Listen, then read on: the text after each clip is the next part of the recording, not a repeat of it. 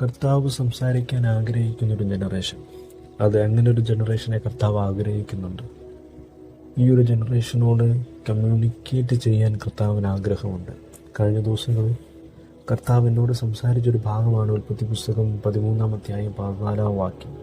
ആ ഒരു കോണ്ടെക്സ്റ്റ് നിന്നുകൊണ്ട് കർത്താവ് എന്നോട് പറഞ്ഞത്, ഈ ഒരു ജനറേഷനോട് കർത്താവിന് സംസാരിക്കാനുണ്ട് വളരെ ഫോക്കസ്ഡായിട്ട്. പക്ഷേ കർത്താവ് ആഗ്രഹിക്കുന്നൊരു ക്വാളിറ്റിയുണ്ട്. കർത്താവിനെ കമ്മ്യൂണിക്കേറ്റ് ചെയ്യണമെങ്കിൽ ഈ ഒരു ജനറേഷൻ ചിലതിൽ നിന്നൊക്കെ ഒരു സെപ്പറേഷൻ ആവശ്യമാണ്. 14-ാം വാക്യം ഇങ്ങനെ വായിക്കുന്നു: ലോത്ത് അബ്രഹാമിനെ വിട്ടുപിരിഞ്ഞ ശേഷം യഹോവ അബ്രഹാമിനോട് അരുളി ചെയ്തത്, and the Lord said to Abraham after that Lot was separated from him. നമുക്ക് വളരെ അറിയാവുന്നൊരു ഭാഗമാണ്. അബ്രഹാമിൻ്റെ സഹോദരപുത്രനാണ് ലോത്ത്. അബ്രഹാമിൻ്റെ യാത്ര തുടങ്ങിയ സമയം മുതൽ ലോത്ത് അബ്രഹാമിന് കൂടെയുണ്ട്. അബ്രഹാമിന് ഏറ്റവും പ്രിയപ്പെട്ടവനായിരുന്നു. അബ്രഹാം ഒത്തിരി സ്നേഹിച്ചവനായിരുന്നു ലോത്ത്. ഇവരുടെ യാത്ര ആരംഭിച്ചു. സമ്പത്തുകൾ വർദ്ധിച്ചു. ലോത്തും ഒത്തിരി സമ്പന്നനായി മാറി. ലോത്തിനെ ദൈവം അനുഗ്രഹിച്ചു. അങ്ങനെ കാലഘട്ടം മുൻപോട്ട് പോയപ്പോൾ ലോത്തിൻ്റെ ആട്ടിടയന്മാരും അബ്രഹാമിൻ്റെ ആട്ടിടയന്മാരും തമ്മിൽ ചെറിയൊരു കലഹമുണ്ടായി. ഇത് അബ്രഹാം അറിഞ്ഞു. ഒരുപക്ഷെ ഞാനിങ്ങനെ ചിന്തിക്കുകയാണ്, അബ്രഹാം ആദ്യമൊക്കെ ഈ ഒരു ഇഷ്യൂ സോൾവ് ചെയ്ത് വിട്ടു കാണും. പക്ഷേ ഈ ഒരു നിരന്തരം ഇത് വന്നപ്പോൾ അബ്രഹാമിന് തന്നെ ഒരു ബുദ്ധിമുട്ടായി മാറി കാണും. ഒരുപക്ഷെ രാത്രികളിൽ അബ്രഹാമിൻ്റെ ചിന്ത ഇതായിരിക്കും, അടുത്ത ദിവസം ഇവരെന്ത് വിഷയമാണ് ഉണ്ടാകാൻ പോകുന്നത്, എന്ത് പ്രശ്നമാണ് ഞാൻ പരിഹരിക്കേണ്ടത്.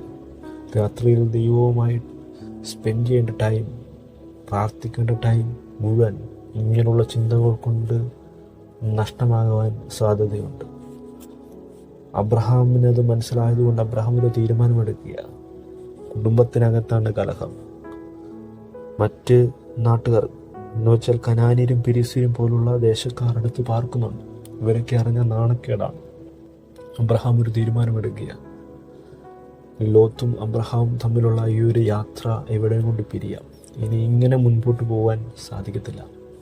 അബ്രഹാം ലോത്തിനോട് പറയാണ്, ലോത്തെ നമുക്കിവിടം കൊണ്ട് പിരിയാം, നിനക്ക് ചൂസ് ചെയ്യാം എങ്ങോട്ട് പോകണമെന്നുള്ളത്. ദേശം മുഴുവൻ നിൻ്റെ മുൻപിലുണ്ട്, നിനക്കിഷ്ടമുള്ളത് നീ തിരഞ്ഞെടുത്തു. ലോത്ത് തലമുക്കി നോക്കിയപ്പോൾ നല്ല നീരൊഴുക്കുള്ള, നല്ല പച്ചപ്പുള്ള, നല്ല റിസോഴ്സുള്ള, അവൻ്റെ ആടുമാടുകൾക്കൊക്കെ നല്ല രീതിയിൽ വളർത്താൻ പറ്റുന്ന സ്ഥലം ലോത്ത് തിരഞ്ഞെടുത്തു.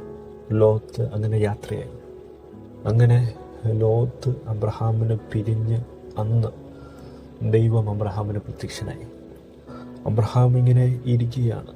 തൻ്റെ മുമ്പിൽ ഒരു വഴിയും കാണുന്നില്ല. കാരണം നല്ല നീരൊഴുക്കുള്ള പച്ചപ്പുള്ളതൊക്കെ ലോത്ത് കൊണ്ടുപോയി. അബ്രഹാമിൻ്റെ മുമ്പിൽ മരുഭൂമി മാത്രമേ ഉള്ളൂ. അബ്രഹാമിൻ്റെ ഭാവി എന്താണ് എന്നുള്ള ചിന്ത അബ്രഹാമിന് മുമ്പിലുണ്ട്. അബ്രഹാം അങ്ങനെ ഇരിക്കുമ്പോഴാണ് ദൈവം അബ്രഹാമിന് പ്രത്യക്ഷനായത്. ദൈവം അബ്രഹാമിനോട് ചോദിച്ചു, അബ്രഹാം നീ എന്താ കാണുന്നത്?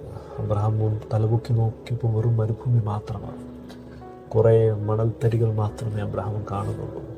കുറേ പൊടി മാത്രമേ കാണുന്നുള്ളൂ. യാതൊരു സാധ്യതകളുമില്ല. ഒരു റിസോഴ്സസും അവിടെ ഇല്ല. അങ്ങോട്ട് യാത്ര ചെയ്തിട്ട് യാതൊരു കാര്യവുമില്ല. പക്ഷേ ദൈവം പറയുക, അബ്രഹാം നിനക്ക് ആ പൊടി കണ്ടോ? അത് നിനക്ക് എണ്ണാൻ പറ്റുന്നുണ്ടോ? അബ്രഹാമിനറിയാം പൊടി ഒരിക്കലും എണ്ണാൻ പറ്റത്തില്ല. ദൈവം പറയുന്നു, ഈ പൊടി പോലെ ഞാൻ എൻ്റെ തലമുറയെ വർദ്ധിപ്പിക്കും. ഒരു അടുത്ത ജനറേഷനെ പറ്റിയുള്ളൊരു വാഗ്ദത്തം ദൈവം അവിടെ അബ്രഹാമിനെ കൈമാറുക. എവിടെ നോക്കി? ഒന്നുമില്ലാത്ത മരുഭൂമിയിലേക്ക് നോക്കി.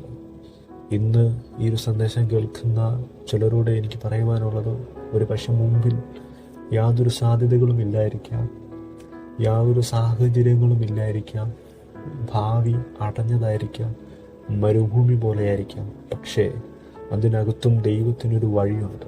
അതിനകത്തും ദൈവത്തിനൊരു പദ്ധതിയുണ്ട്. അതിനകത്ത് ദൈവത്തിനൊരു വാതിലുണ്ട്.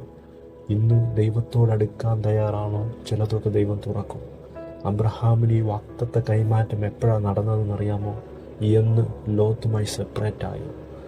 ഒരു സെപ്പറേഷൻ സംഭവിച്ചപ്പോൾ അന്ന് ദൈവം അബ്രഹാമിന് പ്രത്യക്ഷനായി. വളരെ ഫോക്കസ്ഡായി, വളരെ പേഴ്സണലായി അബ്രഹാമിനോട് ദൈവത്തിന് കമ്മ്യൂണിക്കേറ്റ് ചെയ്യാൻ ആഗ്രഹമുണ്ടായിരുന്നു. ദൈവം ആ ഒരു ദിവസത്തിന് വേണ്ടി നോക്കിയിരിക്കുക. പക്ഷേ ഈ ലോകത്തുള്ളിടത്തോളം കാലം ദൈവത്തിന് അതിന് പറ്റുന്നില്ല. ഈ ഒരു കമ്മ്യൂണിക്കേഷൻ നടക്കുന്നില്ല. ഈ ഒരു സെപ്പറേഷൻ എന്ന് സംഭവിച്ചു? അന്ന് ഈ കമ്മ്യൂണിക്കേഷൻ നടന്നു. അന്ന് അടുത്ത ജനറേഷനെ പറ്റിയുള്ള വാക്തത്വം ദൈവം കൈമാറി. ദൈവം സംസാരിക്കണമെങ്കിൽ, ചില ദർശനങ്ങൾ കൈമാറണമെങ്കിൽ, ചില വാക്തത്വങ്ങൾ കൈമാറണമെങ്കിൽ ഇന്ന് ഒരു തീരുമാനമെടുക്കണം. ചിലതൊക്കെ എന്നിൽ നിന്ന് സെപ്പറേറ്റ് ആകണം. അതെന്തുമാകട്ടെ, ഈ റിലേഷൻഷിപ്പ് ആകാം, അഡിക്ഷൻസ് ആകാം, ചില സ്വഭാവങ്ങളാകാം, ആറ്റിറ്റ്യൂഡാകാം, എന്തുമായിക്കോട്ടെ. ദൈവഹിതമല്ലാത്ത എൻ്റെ ജീവിതത്തിൽ എന്തെങ്കിലുമൊക്കെ ഉണ്ടെങ്കിൽ, ദൈവം കമ്മ്യൂണിക്കേറ്റ് ചെയ്യേണ്ടതിന് തടസ്സമായി, ദൈവശബ്ദം കേൾക്കുന്നതിന് തടസ്സമായി എൻ്റെ ജീവിതത്തിൽ എന്തെങ്കിലുമൊക്കെ ഉണ്ടെങ്കിൽ ഇന്നൊരു ഡിസിഷൻ എടുക്കണം. അതൊക്കെ എന്നിൽ നിന്ന് വേർപിരിയണം. അതൊക്കെ സെപ്പറേറ്റ് ആകണം. അതിൽ നിന്നൊക്കെ സെപ്പറേറ്റായി ദൈവത്തോടടുത്ത് വന്നാൽ ദൈവം സംസാരിക്കും.